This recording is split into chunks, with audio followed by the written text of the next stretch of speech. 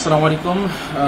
প্রিয় দেশবাসী, আপনারা জানেন যে গত 21শে আগস্ট আমাদের বৈষম্যবিরোধী ছাত্র আন্দোলনের পক্ষ থেকে স্বাস্থ্য ও পরিবার কল্যাণ মন্ত্রণালয়ের অধীনে একটি স্বাস্থ্য বিষয়ক কেন্দ্রীয় কমিটি করা হয়, যার প্রধান কাজ ছিল এই জুলাই বিপ্লবে আহত হওয়া এবং শহীদ হওয়া ব্যক্তিদের তালিকা প্রণয়ন এবং সার্বিক সহযোগিতায় এগিয়ে আসা। তো গত এক মাসে আসলে আমাদের কাজের অগ্রগতি কতটা, দেশবাসীর কাছে অনেক প্রশ্ন তাদের মনে যে আসলে কাজের অগ্রগতি কি, শহীদদের লিস্ট এখনও প্রকাশ হচ্ছে না কেন, আহতদের লিস্ট এখনও প্রকাশ হচ্ছে না কেন, এবং বৈষম্যবিরোধী ছাত্র আন্দোলন আসলে এখন কী ভূমিকা নিচ্ছে। তো প্রথমে ক্ষমা চেয়ে নিচ্ছি যে আসলে আমরা এই প্রতিদিন যে কাজগুলো করেছি তার একটি আপডেট আমাদের উচিত ছিল এই আপডেটগুলো নিয়মিত বেসিসে দেওয়া, কিন্তু আমরা আসলে কাজে ফোকাস করেছিলাম। প্রচারের গুরুত্বটা আমরা আসলে বুঝিনি, আমাদের কোনো পেয়ার টিমও ছিল না। সো এই বিষয়টা নিয়ে আমরা দেশবাসীর কাছে ক্ষমা চেয়ে নিচ্ছি। আমরা যদি প্রচারটা জারি রাখতাম তাহলে হয়তো আমাদের কাছে আরও বেশি তথ্য এবং আমাদের মিসিং জিনিসগুলো অ্যাড্রেস করতে সহযোগিতা হতো।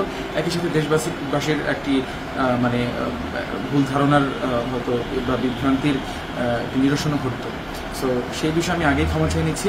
এরপর আমরা প্রথমে আপডেট দিব যে আমাদের কাছে এখন শহীদের যে লিস্ট, সেটি হচ্ছে আমরা সারা দেশে বিভিন্ন সোর্স ব্যবহার করে এবং যারা বিভিন্ন অর্গানাইজেশন বা ব্যক্তি উদ্যোগে বিভিন্ন ইউনিভার্সিটি স্টুডেন্ট থেকে শুরু করে আমাদের নিজস্ব ভলান্টিয়ারের মাধ্যমে আমরা যত ডেটা কালেক্ট করতে পেরেছি শহীদের বিষয়ে, সব ডেটাকে মার্চ করে আমরা 1423 জন শহীদের একটি প্রাথমিক তালিকা প্রণয়ন করতে সক্ষম হয়েছি।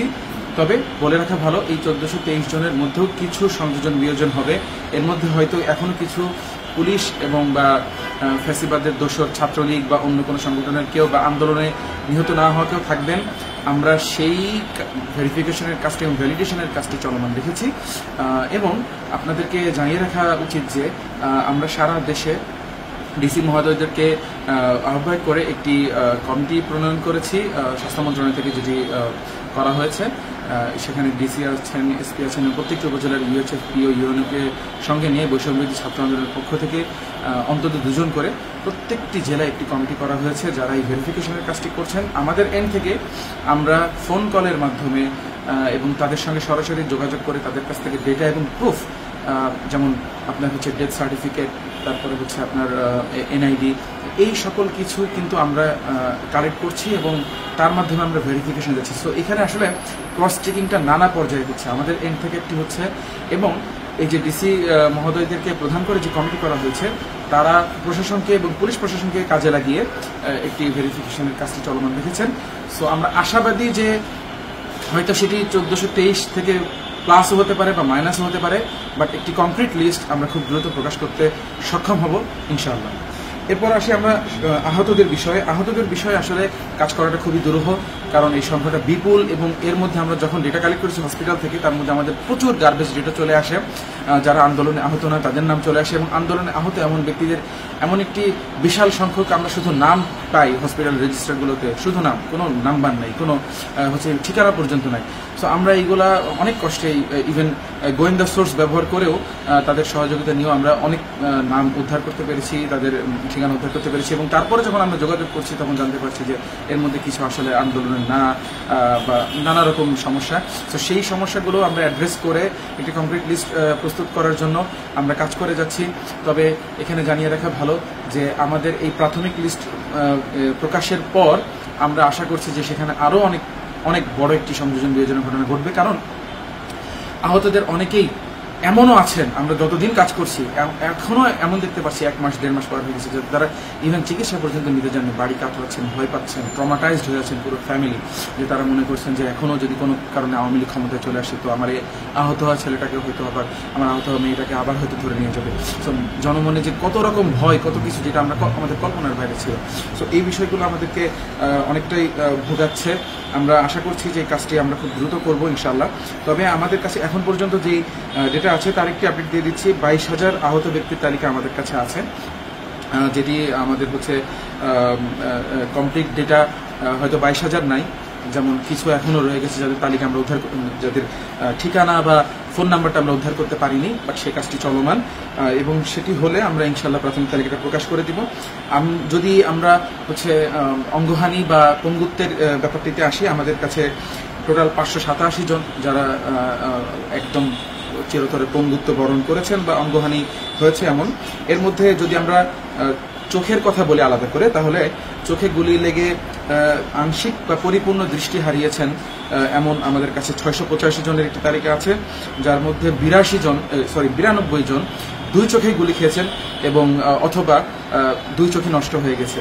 তো এই বিষয়টি আমাদের কাছে আছে। এরপর যেটি একটু গুরুত্বপূর্ণ সেটি হচ্ছে যে আমরা যাদের চিকিৎসার জন্য বাইরে পাঠানো জরুরি তাদের বিষয়ে আমরা কি করলাম।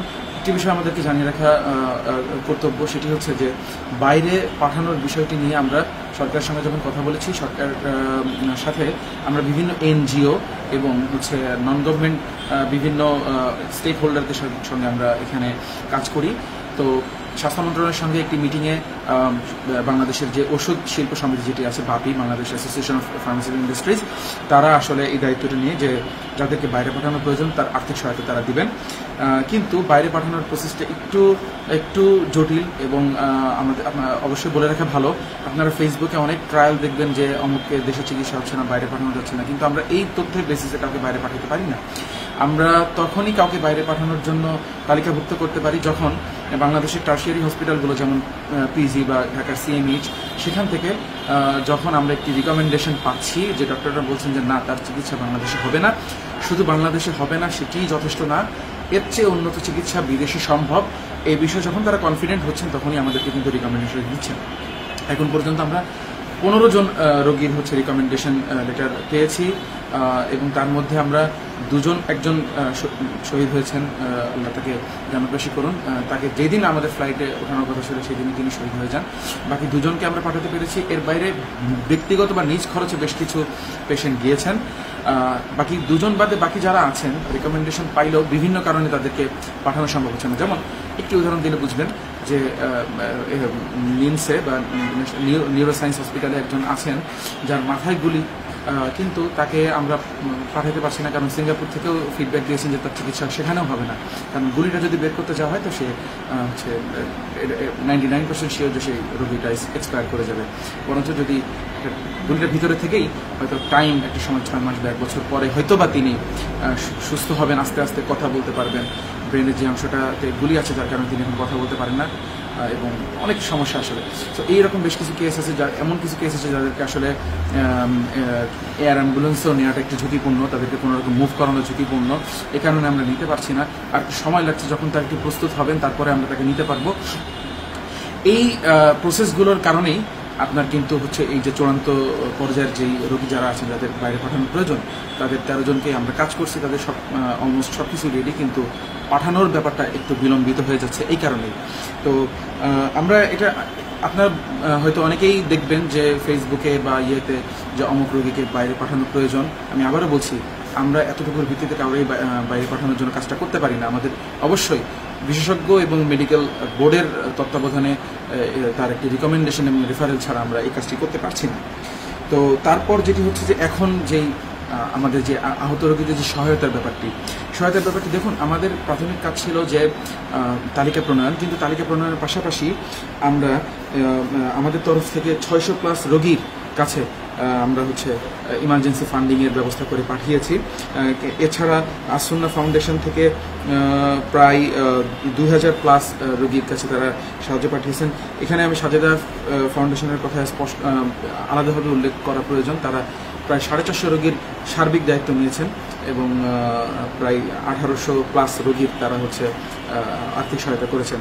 এছাড়াও এই ম্যাগনিটিউডটা এত বেশি, ইভেন এত মানুষ আসলে আমাদের রিচের বাইরে, অনেকেই এখনও নতুন করে রিচ হচ্ছেন যে তারা বাড়িতে আছেন, তাদের আসলে কোনো যোগাযোগ নেই, কার কাছে যোগাযোগ করবেন জানেন না। তো এই বিষয়গুলো ঘটার কারণে আসলে কিন্তু অনেকের কাছে আমাদের পৌঁছাইতে আসলে দেরি হয়ে গেছে, যে বিষয়ে আমরা আসলেই দুঃখিত। কিন্তু আমরা নিশ্চিত করার চেষ্টা করেছি যে কোনোভাবেই যেন যাদের ইমার্জেন্সি ফান্ডিংয়ের কষ্ট যারা হয়তো চিকিৎসা ফ্রির ব্যবস্থা তো আমরা বহু আগে করেছি ঢাকার 13টি হসপিটাল ইনক্লুডিং সিএমএইচ, কিন্তু চিকিৎসা ফ্রি হওয়াটাই তো আসলে যথেষ্ট না। অনেকের ফ্যামিলি কিন্তু এখানে তারা টিকতে পারছেন না, তাদের খাওয়ার টাকা নেই। আমরা যখনই এমন খবর পাচ্ছি তাদের কাছে আমরা আমাদের সাহায্য পৌঁছানোর চেষ্টা করছি। আমাদের নিজেদের কাছে ফান্ডিং নেই, কিন্তু আমরা বিভিন্ন ডোনার গ্রুপ, ইন্টারেস্টেড গ্রুপকে আমরা আমাদের তালিকায় রেখে দিয়েছি, যাদের মাধ্যমে আমরা কাজটি করছিলাম। এখন যে বিষয়টির আপডেট সেটি হচ্ছে যে জুলাই ফাউন্ডেশন গঠিত হয়েছে আপনারা জানেন, এবং জুলাই ফাউন্ডেশন 100 কোটি টাকা বাজেট নিয়ে শুরু করেছে। আমাদের টার্গেট হচ্ছে জুলাই ফাউন্ডেশনের সঙ্গে আমাদের বৈঠকে আমরা টার্গেট নিয়েছি যে এই 30 সেপ্টেম্বরের মধ্যে বাংলাদেশের সকল প্রান্ত থাকা যত হসপিটালে ভর্তি থাকা রোগী আছেন, গ্রেভলি ইনজুর্ড যারা হচ্ছে অঙ্গহানি বা পঙ্গুত্ব বরণ করেছেন, বা আই ইনজুর্ড যারা চোখে ইনজুরি হয়েছে যাদের, এবং যাদের গান শট শরীরে গুলি লেগেছিল, এমন প্রত্যেক ইনজুর্ড পেশেন্টের কাছে আমরা এই আর্থিক সহায়তা পৌঁছাতে সক্ষম হবে। তবে একটি বিষয় বলে রাখা জরুরি, সেটি হচ্ছে যে এই যে প্রাথমিক 1 লক্ষ টাকার কথা আপনারা যেটি দেখেছেন সেটি একেবারে একটি প্রাথমিক ব্যাপার, এটি পূর্ণাঙ্গ না, এটি হচ্ছে চূড়ান্ত না।